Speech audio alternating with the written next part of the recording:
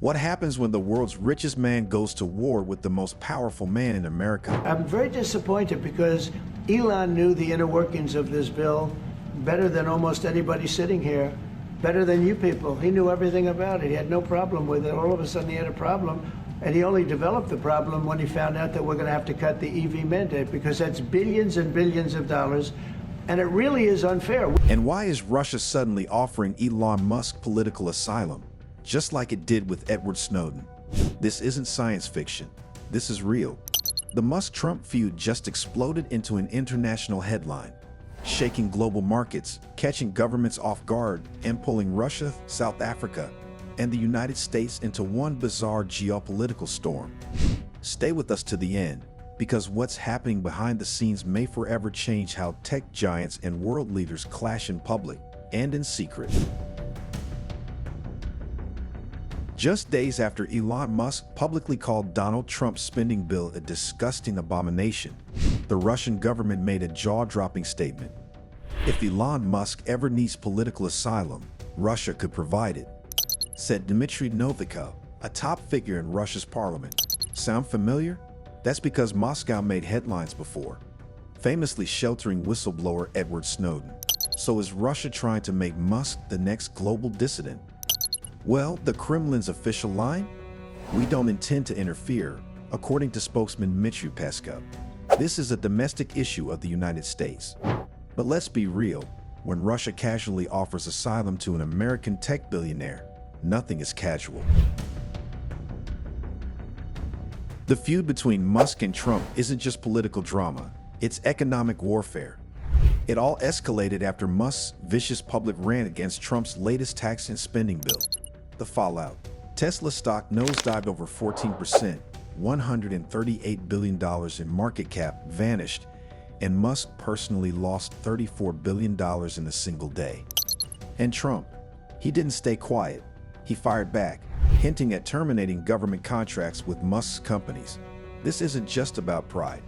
It's about power, influence, and control over the future of tech in America. Cancel some of Musk's contracts. How seriously are you considering that? Well, we'll take a look at everything. I look at everything. He's got a lot of money. He gets a lot of subsidy. So we'll take a look at that.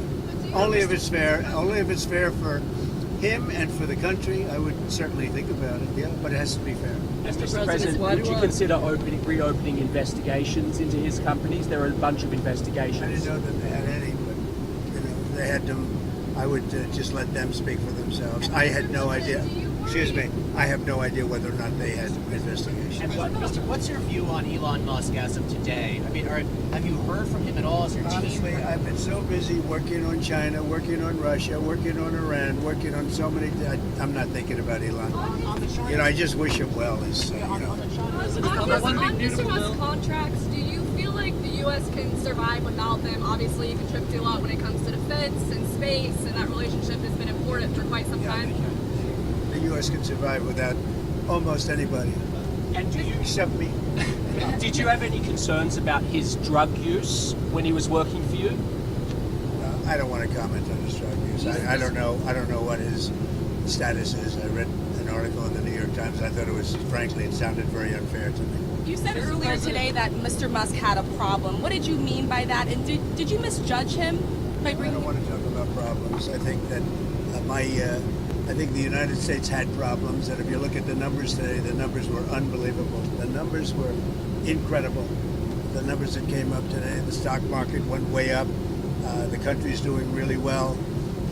Almost, I think, in a very short period of time, you're going to be saying doing better than it's ever done before. We have hundreds of plants coming in, a lot of jobs are being created.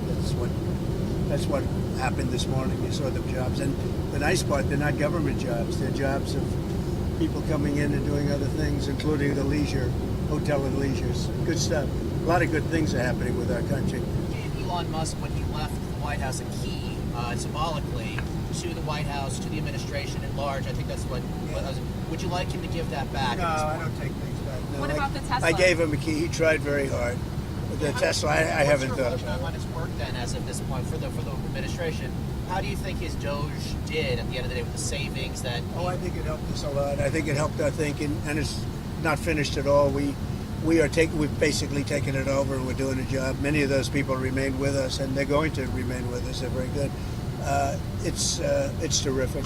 We saved, hundreds of billions of dollars. It's terrific, and it's going further. I mean, I'd give you the answer actually at the end of 2 years, because a lot of it is out into the future. But it was a big saving and a good mindset. And what are you going to do about the Tesla? Are you going to keep it, or are you going to? I haven't thought about it. Do you have any plans to I contact? hope he does well with Tesla. Do you have any plans to speak with Mr. Musk? This was one of your closest advisors for No, months. I don't have any plans. Somebody made a mistake. A lot of reporters have been calling me. I didn't call any reporter. A lot of reporters, they ask me the same question. No, I don't. I'm not even thinking about that. There apparently were these efforts. This is what I read, to bring you and Elon back together. So those efforts where are they? No, there are efforts. I mean, I've been asked about it, but I'm not really interested in that. I'm really interested in the country and solving problems, including war problems in very far away lands. A lot of people being killed. While the US and Russia make headlines, one country has stayed awkwardly silent: South Africa, Elon Musk's birthplace. But that silence masks a turbulent history. Musk was born during apartheid. His family ties are steeped in controversy, from a grandfather who supported segregation to a father with alleged ties to an emerald mine during the regime. Though Musk left South Africa at age 17 to dodge military service, he's never fully cut ties.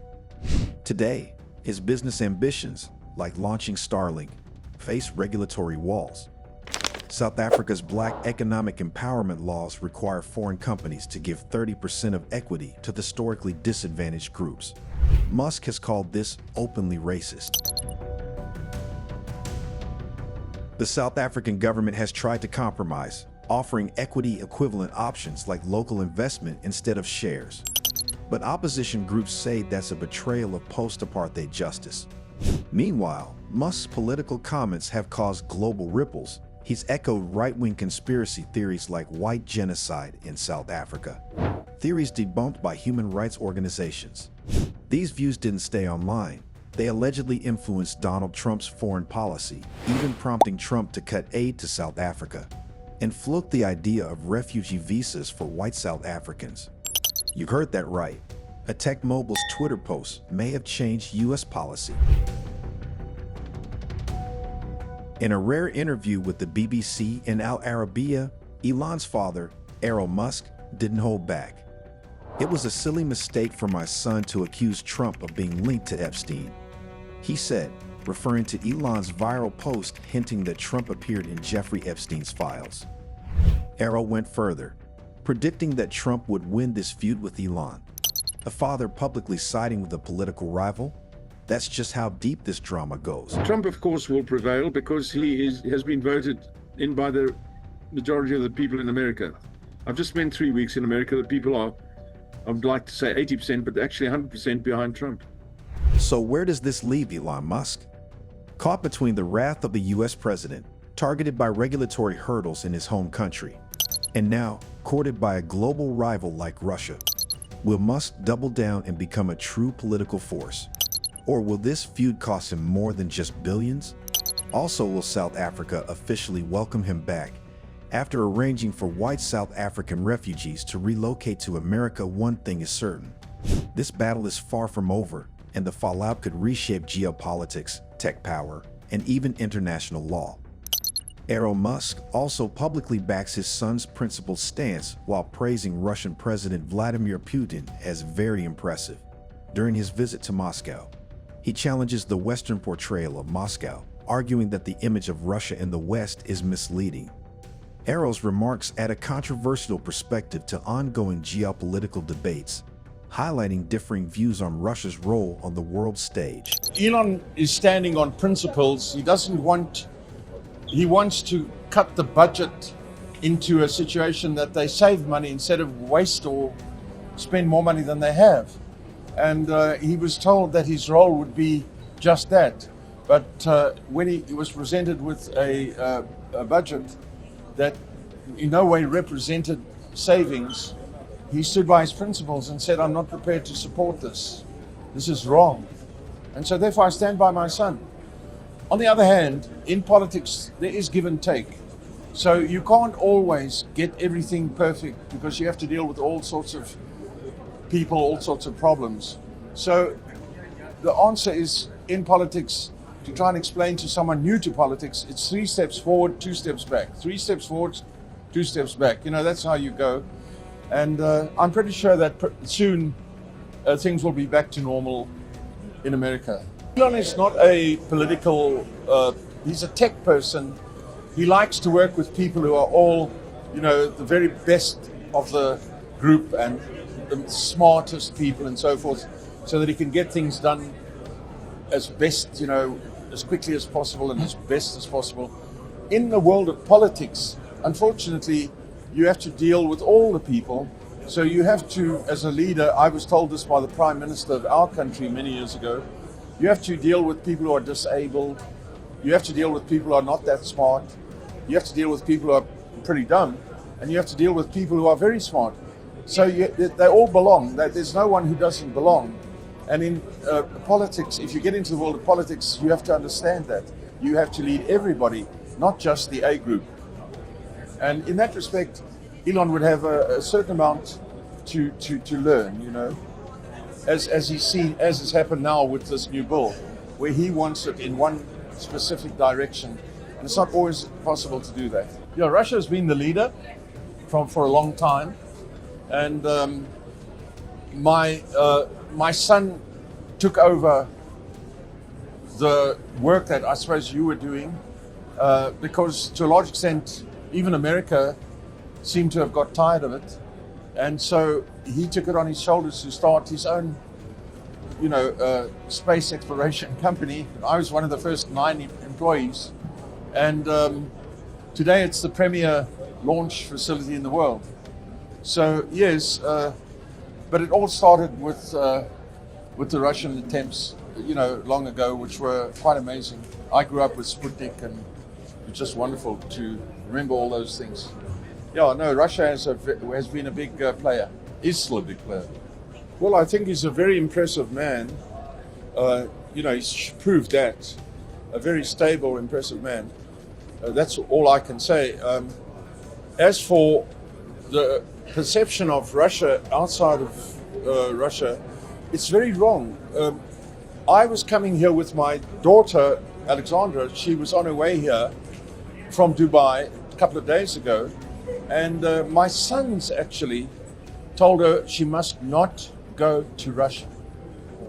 So the perception in America by the media, I would call it the fake media, or whatever it is that Russia is a very bad place and it's full of very bad people and they are all going to kill you if you come here, which is complete nonsense. If you enjoyed the video, make sure to leave a comment below, and as always, do give the video a like and subscribe to our channel for more exciting future videos.